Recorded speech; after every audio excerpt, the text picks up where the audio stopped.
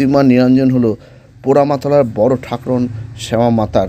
3 দিনের নবদ্বীপের ঐতিহ্যবাহী রাস উৎসবের অন্যতম ঐতিহ্যবাহী পুজো শহরে পোড়ামার শ্রী বড় ঠাকুরন শ্যামা মাতার পুজো।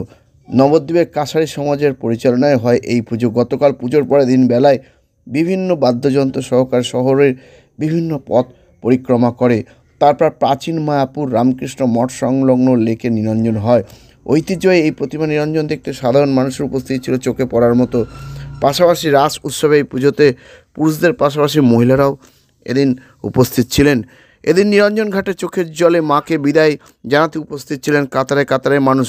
আবার আগামী বছরের অপেক্ষা, এ নিয়েই প্রতিবেদন। চোখের জলে নবদ্বীপের রাস উৎসবের প্রথম প্রতিমা নিরঞ্জন পোড়ামাতলার বড় ঠাকুরন শ্যামা মাতার।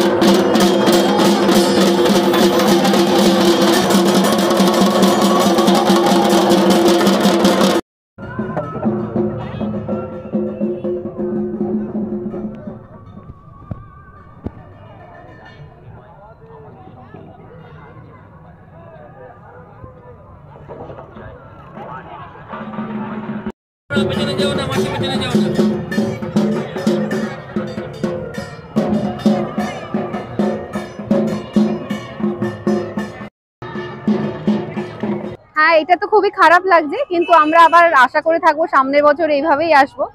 আমি থাকি না, আমি এখানে নবদ্বীপে, আমি বউ, মানে বাড়ির বউ।